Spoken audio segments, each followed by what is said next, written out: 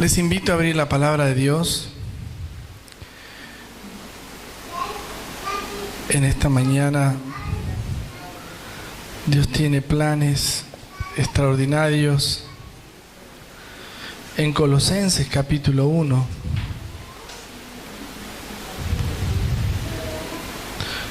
En la carta a los Colosenses capítulo 1, por favor.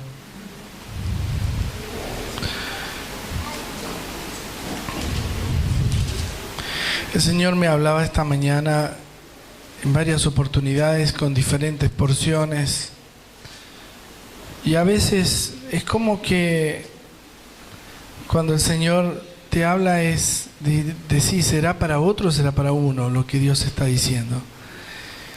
Y es extraordinario porque cuando uno asocia la palabra para decírsela a alguien, es como que a uno no le va a afectar. Y realmente lo que leía en esta porción que Dios me trajo en este día era para mí. Era para mí. Yo esta mañana había acompañado a los hermanos allí en Virrey del Pino, y habló mi hermano Marcelo. Tuvo una palabra muy fuerte, como pasó el viernes, que también Dios habló de una forma muy fuerte. Fue un mensaje en el cual a veces nosotros no pensamos que fuera para otro, sino para uno mismo. Y el viernes el Señor nos estuvo hablando y nos estuvo corrigiendo cosas, en especial con respecto a la amistad, a las cosas que asociamos la amistad con el mundo. Y a veces cuando decimos, yo no soy amigo del mundo, sí, pero ¿qué significa el celo de Dios? Es que muchas veces hacemos cosas que a Dios le ofende y su espíritu se va de nosotros. Su presencia no está. Tenemos el sello, pero no su presencia. Y es tremendo porque hablamos este día viernes una porción que nos ayudó muchísimo a entenderlo. Y muchos quedaron tocados, inclusive yo, por supuesto, porque la palabra no es que yo la digo para ustedes, sino porque Dios me habla a mí. Yo cuando predico es como cuando estoy adorando. Yo no sé si usted adora, es su problema, pero yo tengo que adorar a Dios porque Dios me manda a adorarle, y soy un adorador. Desde que toco el piano hasta que canto y hasta que termino, sigo adorando. Mi prédica está basada y fundamentada en la adoración a Dios. Porque cuando uno está en la presencia de Dios es cuando se encuentra realmente con quién es uno mismo frente a Dios. Si yo no adoro a Dios, escuche, hago diferencia. Alabanza, podemos alabarle en cualquier momento, en cualquier lugar. Aún podés alabarle aunque no esté Dios. Porque alabanza es una proclama, es una forma de exaltación. Pero no se puede adorar a Dios sin su presencia.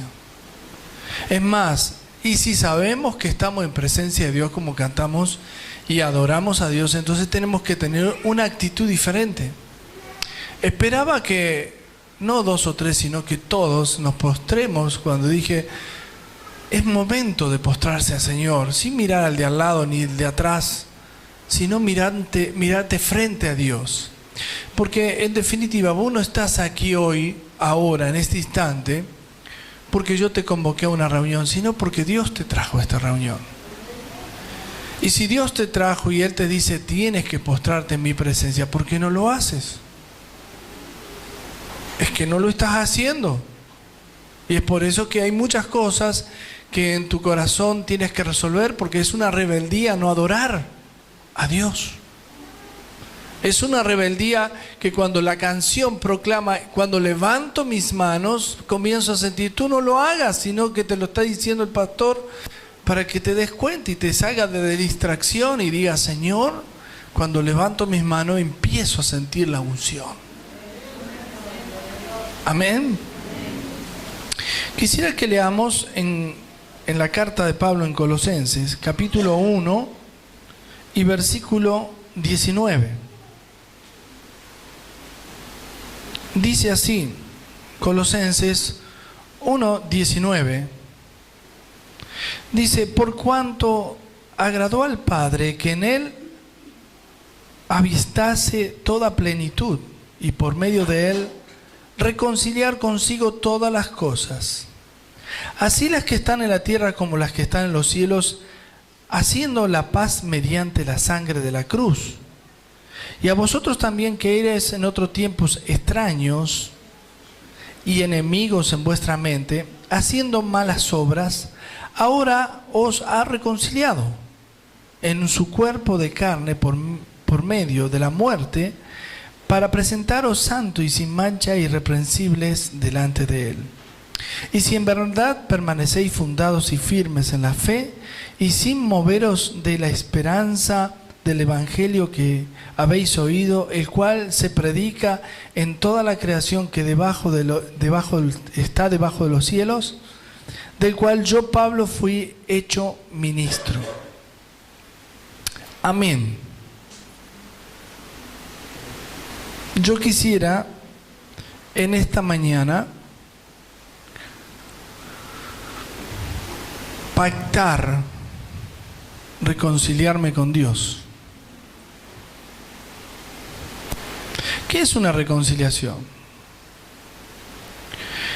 En el caso de esta porción, como en el caso de una vida natural, que es muy parecido, alguien que se pelea, o alguien que se aparta, o alguien que se aleja, o alguien que está distanciado, reconciliar significa atraer, volver a unir, volver al estado original o al estado de santificación original.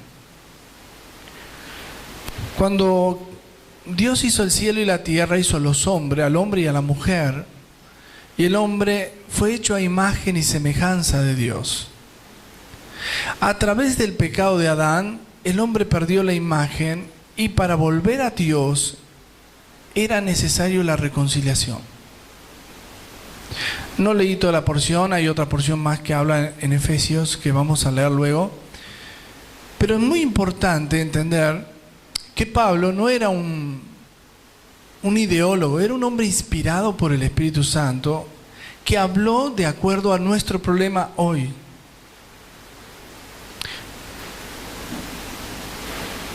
La pregunta, no quiero que me contestes, porque no es a mí que me tienes que contestar, sino a Dios. ¿Cuántas veces pecas por día?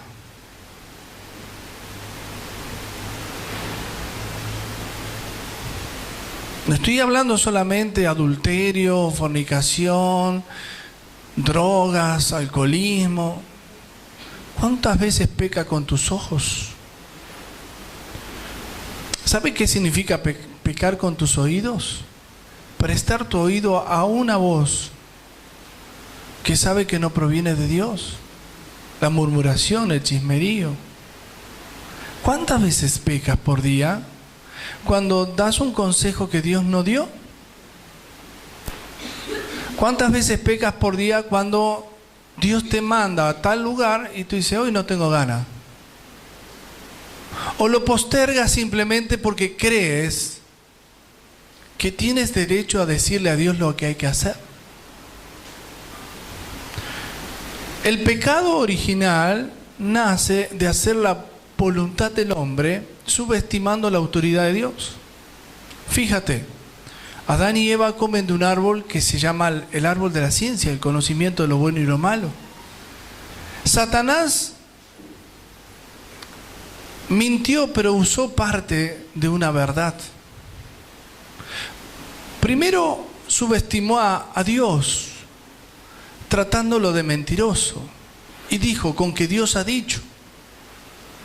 Eso significa poner en duda la veracidad de la voz de Dios, cosa que nos pasa muy a menudo con que, ¿qué hay de malo? ¿Qué es lo que están diciendo? Todos los días nos están poniendo en duda el Evangelio.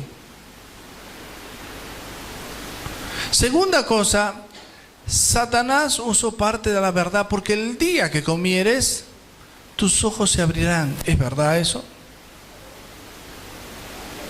Pero le miente diciendo, seréis como Dios. Quiso poner a la altura de Dios al hombre, como él quiso ponerse también a la altura de Dios, y por eso fue expulsado de la presencia de Dios en el cielo. Cuando comió la mujer primero y después el hombre, no le echemos la culpa a la mujer, en este caso da lo mismo, porque el hombre también termina pecando. Cuando comieron ambos, ¿qué comieron? Comieron el razonamiento detrás de la libertad de albedrío para hacerte creer que tienes los mismos derechos que Dios. Y pusiste en relatividad la voz de Dios y pusiste en absoluto tu voluntad. Creyendo que porque Dios nos dio voluntad de libertad de albedrío, es decir, voluntad propia, podemos decidir desobedecer a Dios. Podemos decidir pecar contra Dios. Podemos decidir hacer lo que se nos place, como se dice comúnmente. La verdad es que cuando tú sabes que Dios dice no, y tú dices, a mí me parece que sí, que hay de malo si otros lo hacen, no estás escuchando a Dios, sino a la serpiente. Hace muchos años atrás, varios, unos cuantos, quizás 30 o más, hubo una campaña evangelística de todas las iglesias evangélicas que habían puesto como eslogan, como consigna, un reloj y decía, es hora de volver a Dios. Algunos que hace muchos años que conocen a Cristo lo recuerdan porque siguen teniendo ese reloj en la mano. Se siguen dando cuenta que es hora de volver a Dios. La palabra que yo les leí esta mañana, este versículo que habla de la reconciliación, significa que el hombre es el que se alejó de Dios por el pecado. El hombre es el que ha decidido alejarse, cerrar las puertas a Dios, no escuchar más a Dios. Las consecuencias, estos días, ustedes saben, ayer fue capturado una persona, un delincuente, un asesino. Y a mí me venía a la mente la imagen de ese hombre antes de que pudiera haber matado a alguien en un estado de inocencia como un niño, y estaba también pensando lo que era hoy, en un estado desquiciado, en un estado de una persona que, si dijéramos, es una persona que morir para él sería poco, porque no tiene asidero en el mundo cuando tiene cadena perpetua, y ni siquiera encontrar a sus propios hijos que pudieran amarle, sabiendo que está privado de la libertad, al menos en la tierra, hasta que se muera. Y yo miraba la imagen de este hombre desquiciado, este hombre que estaba mal, y decía, pensar que este tuvo algo bueno dentro de todo lo malo, le perdonó la vida a alguien que había secuestrado. Y es como la enfermedad, cuando hay un 1% de esperanza, es que ahí puede estar Dios todavía para hacer algo. Así como este hombre estaba en un estado desquiciado, es como un estado de enfermedad, como un estado de enajenación. Si existe ese 1% de esperanza, hay un 100% de posibilidades de reconciliación. Para Dios el 1 significa 100. Si hay un 1% en el cual quieras reconciliarte, hay un 100% de parte de Dios para perdonarte. ¿Lo entiendes o no? Bien. Cuando yo leía esta porción me quedó claro que el Señor no solamente quiere reconciliar con Él todas las cosas, sino que nos dio a nosotros el ministerio de reconciliación. Y cuando nosotros tenemos el ministerio de reconciliación, que es más importante que cualquier otro ministerio, porque todos los ministerios que podamos nombrar giran en torno a la reconciliación.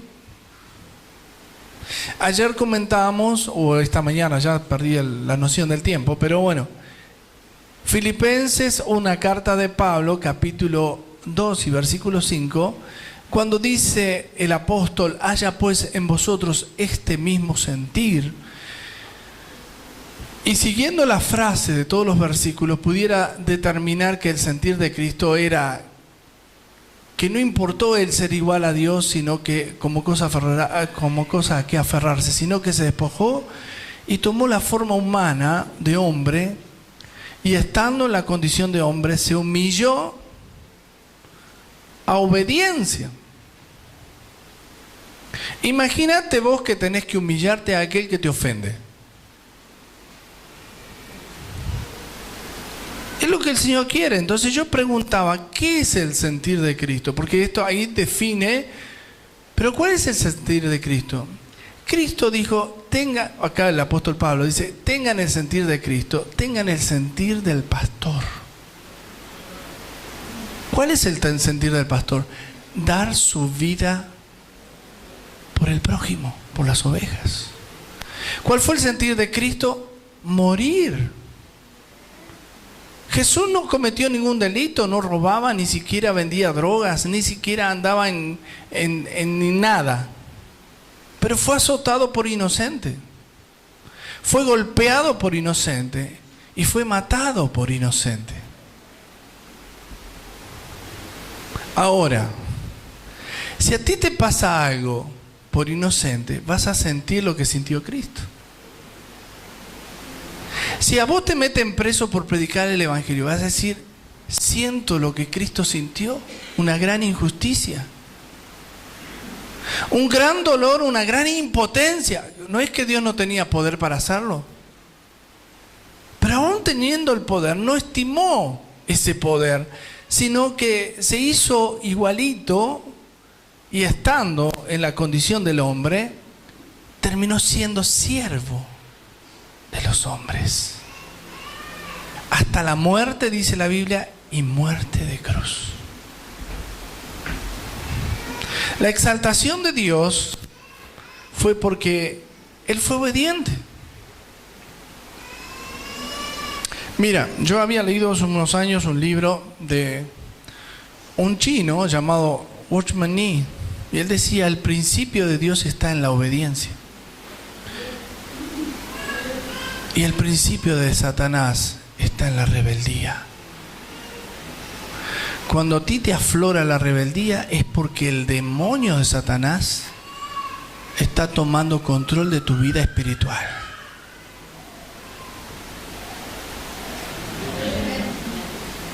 Pero cuando tú decides ser obediente en todas las cosas, estás sintiendo la presencia de Dios. ¿Estás sintiendo lo mismo que el Señor? ¿Estás buscando ser como Él? En esta mañana yo quisiera voy a hacer algo más breve que otros domingos porque quiero terminar aquí. Porque tengo mucho para contarles. Pero temo que al contarles mucho, no retengas lo primordial. A veces es necesario decirte una sola cosa, como hacía el Señor y mandaba a sus discípulos, vayan y hagan tal cosa. Y no contarles todo.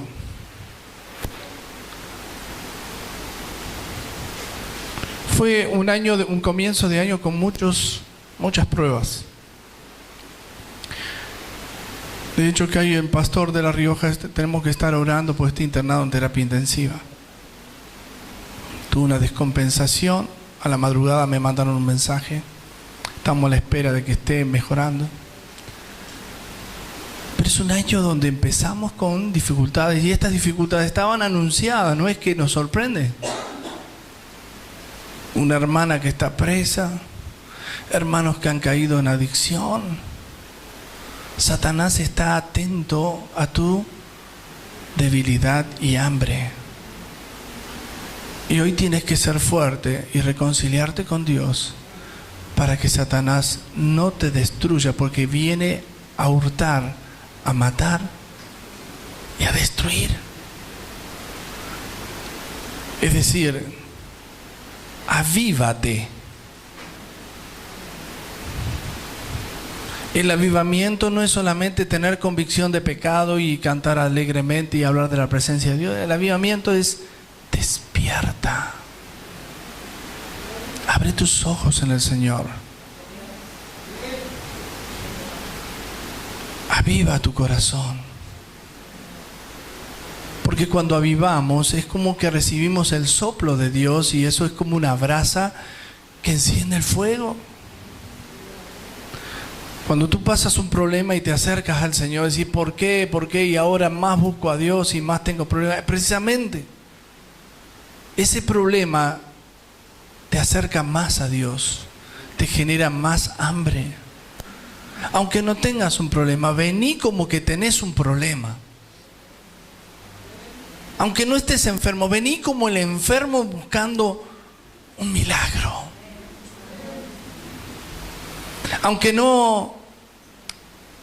Aunque sabés que tenés al Espíritu Santo, vení como si lo necesitas conocer hoy por primera vez. Es ahí cuando tu corazón se humilla y dice, yo quiero más. Es ahí cuando tú levantas las manos y comienzo a sentir la unción. Es ahí cuando digo, Señor, te he fallado. ¿Puedes tener una oportunidad más de misericordia hacia mí? Perdóname entonces. Dios dice, esto se llama reconciliación. Conciliar es unir, reunir, reconciliación. Dios quiere volver a tomar tu vida, reconciliar. Amén. No les voy a pedir que levanten la mano, pero usted sabe que desde la hora cero de este año, del primer día del año hasta hoy, hubieron muchas cosas que le falló. ¿No es cierto? No me lo diga a mí. Hoy es oportuno para decirle, Señor, perdóname. Reconcilio mi corazón a ti. Perdona mis pecados. Límpiame, líbrame. Quizá usted diga, pero yo no tengo nada que pedirle perdón. Soy bueno. No hago nada malo. Le doy los diezmos al Señor. Cumplo los 10 mandamientos. El Señor te va a decir, una cosa te falta. Déjalo todo y sígueme. El que robaba no robe más. Si usted estuvo robando hasta ahora y le estuvo robando a Dios, no robe más. ¿Hasta cuándo? ¿Hasta cuándo Dios va a tratar con usted para que entienda que debe dejar de robar? No es una cuestión de que usted esté o no de acuerdo. Es Dios el que te manda que obedezcas.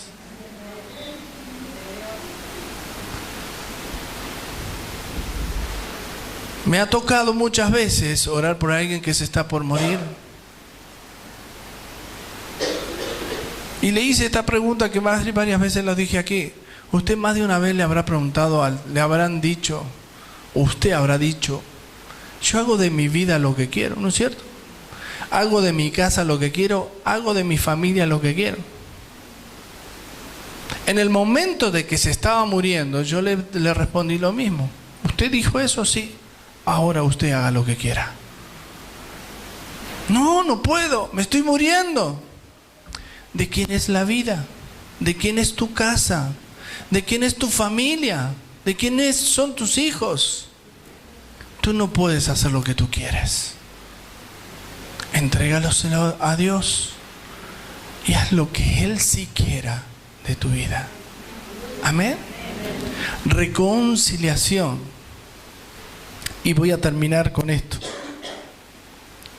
Dice, versículos 19 y 20: por cuanto agradó al Padre que en Él habitase toda plenitud. ¿Qué significa la plenitud? Llenura sería poco, porque no está hablando la llenura solamente del Espíritu Santo, sino la plenitud de Dios. Dios Padre, Hijo y Espíritu Santo, como dice en el Evangelio de Marcos, de Juan. Haremos morada en Él si guardas tus mandamientos. Dice, si guardas los mandamientos del Señor, vendremos a Él y haremos morada en Él. Eso se llama plenitud. La plenitud de Dios en una persona significa que no tiene necesidad de nada porque Dios lo llena en todo. No tiene temores, por ejemplo, temor de perder su esposo o su esposa porque está lleno del Espíritu y los temores no tienen lugar en su corazón y por tanto su esposa o su esposo sienten que son personas llenas de Dios. Pero cuando no habita la plenitud en tu corazón, alguien robó ese espacio que le pertenece a Dios. Tu negocio, tu familia, tu deporte, tus distracciones, tu hobby, ocupan un lugar que le corresponde a Dios. Cuando tú le entregas tu corazón a Dios, fíjese, en el corazón ¿qué está? Los pensamientos, los sentimientos y ¿qué más? La voluntad. Es decir, si todo eso, si yo se lo entrego a Dios, no me queda nada. Es todo de Dios. Es decir, yo le digo, Señor, ¿qué tengo que pensar? Y pienso lo que Dios quiere que pensar. Todo lo bueno, lo honesto, lo agradable, lo que es de buen nombre, si hay virtud alguna, si hay algo digno de alabanza, en eso pensad, dice el apóstol Pablo, de parte de Dios. Amén. Si tengo que decir sentimientos, ¿qué puedo decir? Me cuesta amar al hermano. La Biblia dice que hay dos sentimientos: el amor y el egoísmo. El odio no es un sentimiento, el odio.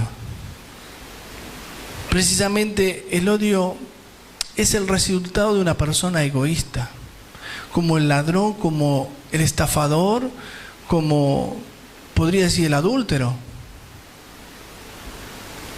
Entonces, cuando amamos, dice que el amor no solamente todo lo cree, sino que el amor es dar o darse. Cuando amamos a Dios, le damos todo a Él y nos damos todo a Él. Pero cuando no amamos a Dios, es decir, que somos egoístas, guardamos para nosotros, porque ese sentimiento se llama, el egoísmo significa carne. Amor significa abnegación, dar o darse. ¿Me sigue? ¿Qué más hay en el corazón? La voluntad. Yo hago lo que quiero, todo bien, pero un hermano me dijo, yo no estoy de acuerdo con los diezmos. No pasa por tu acuerdo, es lo que Dios diga. Si vos no estás de acuerdo, no estás amando ni obedeciendo siquiera a Dios. Alguien dijo, yo no estoy de acuerdo con ofrendar. Hay gente que cuando pasa la bolsa, no hace que me lastime la mano. Pero nosotros no estamos haciendo una colecta. Estamos obedeciendo a Dios. Vos podés hacer todas las obras que quieras por tu cuenta, pero a Dios le tenés que dar lo que Dios te manda. Y mientras tú no le des a Dios lo que le corresponde a Dios, le estás robando. Y aunque tú creas que este mensaje te molesta, yo quiero que te moleste, porque no soy yo, sino Dios el que te está molestando. Porque Dios te va a molestar toda la vida, y cuando vos vengas con una enfermedad incurable o vengas con un problema serio y vengas desesperado, yo te voy a decir, ¿tú eres fiel a Dios en todo? ¿Tu corazón? ¿Quién gobierna tu corazón? Es mucho para Dios. No, tu salvación es mucho, no lo que tú tienes.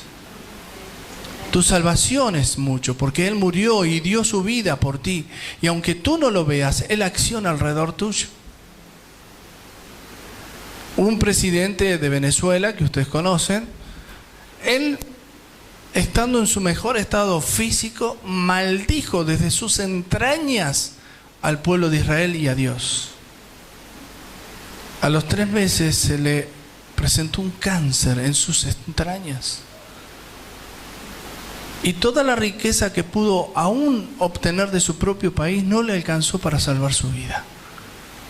¿Le alcanzaría a alguien el dinero de un hombre rico como ese para salvar su vida cuando dice, yo hago lo que quiero? Por eso Dios quiere reconciliar tu corazón. Este 2016 es un año de restauración, de crecimiento.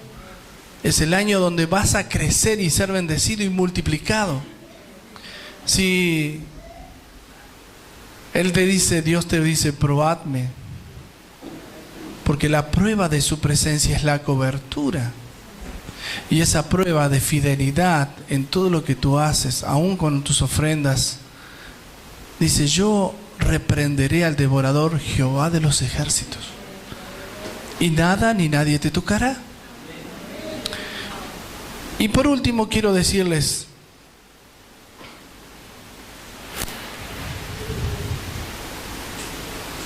prefiero hoy decírtelo así y no que mañana vengas molesto por todo lo que te va mal. Porque yo creo en una iglesia victoriosa, una iglesia creciente, una iglesia multiplicadora donde todos van a ser bendecidos. No estoy hablando de política, estoy hablando de parte de Dios. Si leemos en Hechos, nadie decía hacer suyo lo que poseía, sino que lo traían al templo y lo repartían entre todos para que nadie le falte. Hoy parecería peor que el comunismo si dijera lo que dice la Biblia. Sin embargo, es lo que Dios dice. De hecho, es que no está bien que alguien esté pasando necesidad en la iglesia, sino que la iglesia pueda ayudar a los que tienen menos. Y por eso está bueno que nosotros creamos la palabra de Dios.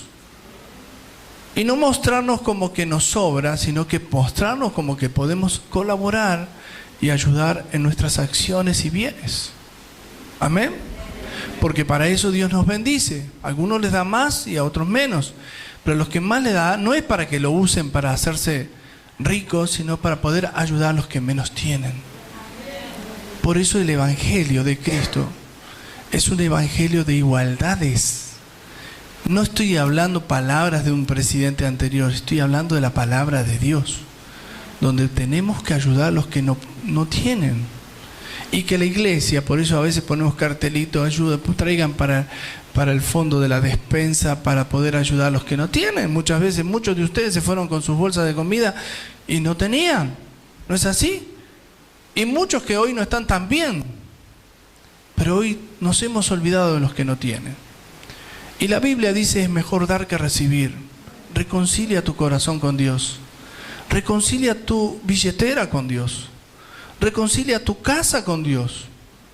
Reconcíliate con Dios.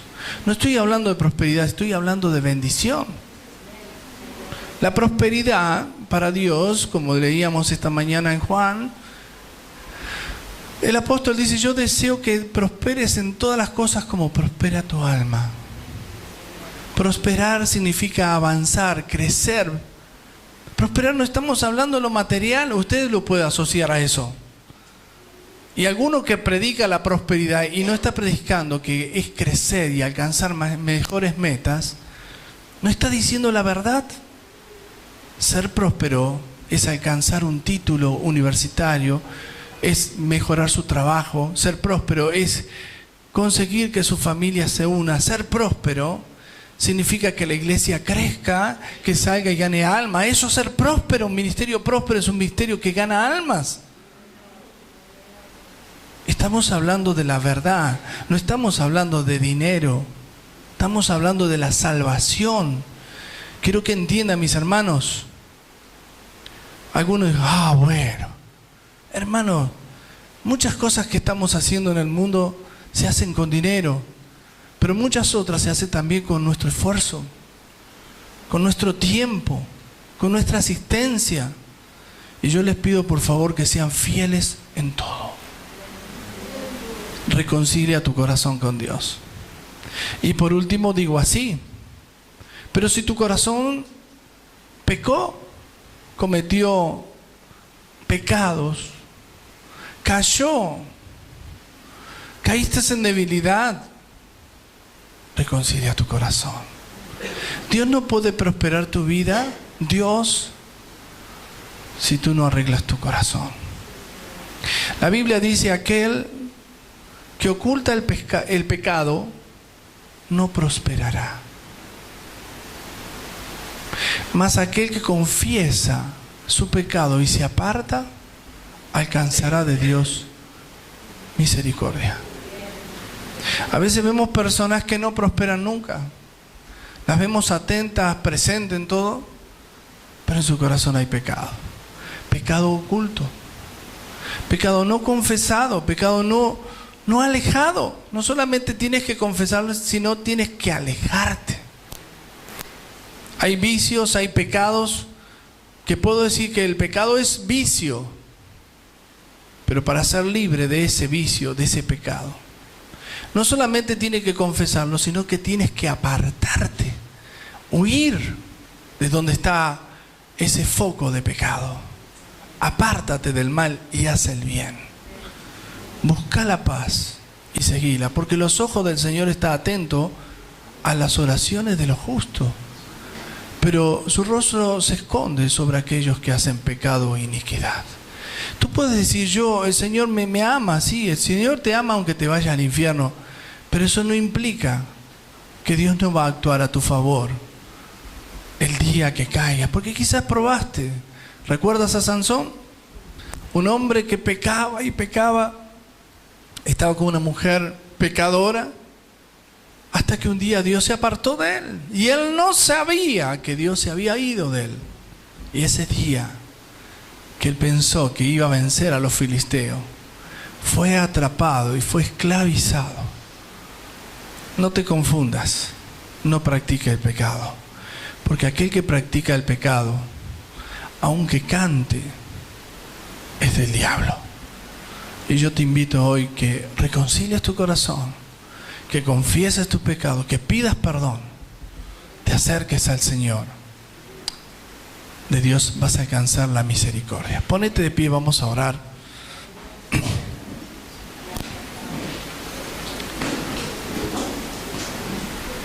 Cierra tus ojos.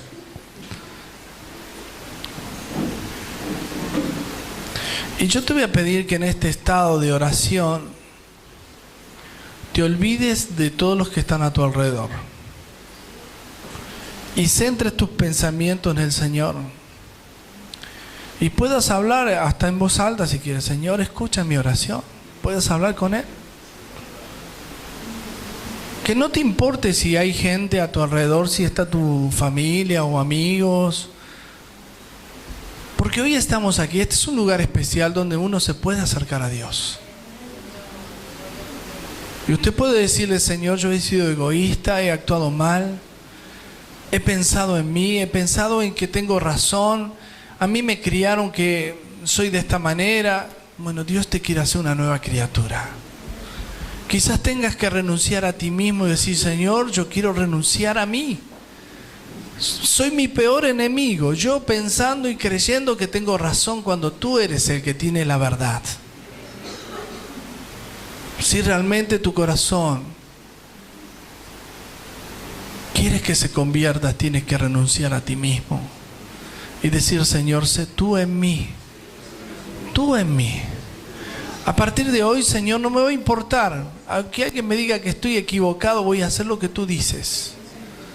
Quiero caminar como tú mandas. Señor, aún no teniendo dinero, lo haré fabricado para ti. Aún no teniendo una casa, la haré para ti. Aún no teniendo una familia, esta familia te pertenece a ti. Todo es tuyo.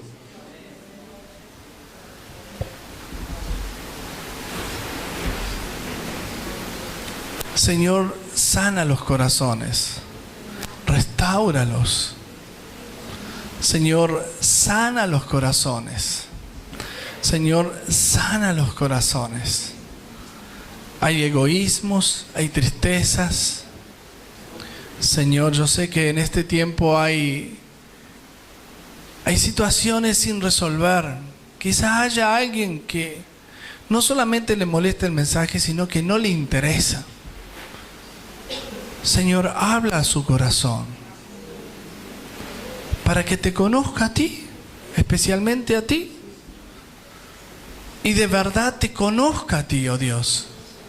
Porque el día que te hemos conocido, Señor, tú nos transformaste y nos cambiaste, nos hiciste nuevas criaturas. Pero muchos estamos rodeados de personas que no han sido transformadas, y es porque no se han convertido. Que nos acompañan, pero ni siquiera irán con nosotros al cielo contigo. Señor, dales una oportunidad para que crean y sean tocados y sean transformados. Y que ellos mismos puedan decir, Señor, verdaderamente me he encontrado contigo, te he conocido. Por eso, Padre Celestial, en esta mañana yo te quiero pedir por todos los que estamos aquí. Yo pido en tu nombre la mayor bendición a todos, Señor, que nadie les falte nada, pero por sobre todo que tu presencia esté sobre ellos.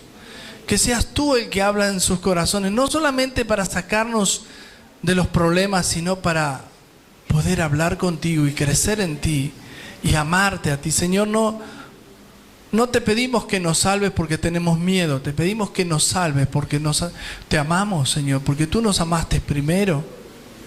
Señor, estás buscando de nosotros hombres y mujeres que te amen, especialmente que te amen, Señor, y por eso yo te pido, Señor, que tú hables a nuestros corazones, a nuestras vidas, Señor, y nos hagas nuevas criaturas. Espíritu Santo, muévete en nosotros. Libértanos de las maldiciones, Señor. Seguramente haya alguien que siente en su cuerpo o en su espíritu algo que no es de Dios. En el nombre de Jesús, ahora yo le digo a esos demonios, suelta sus mentes, sus corazones en el nombre de Jesús.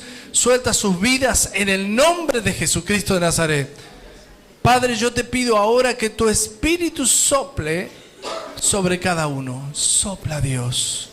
Señor, rompe las ligaduras del diablo, las ataduras de Satanás en el nombre de Jesús. Y Señor, ordenamos a esos espíritus inmundos que salgan ahora de esos cuerpos, ahora en el nombre de Jesús. Y te pido, Espíritu Santo, que tú llenes sus vidas ahora en el nombre de Jesús. Levante sus manos y adore al Señor. Dígale, Señor, yo quiero recibir de tu Espíritu Santo, no de otro espíritu, del Espíritu de Dios.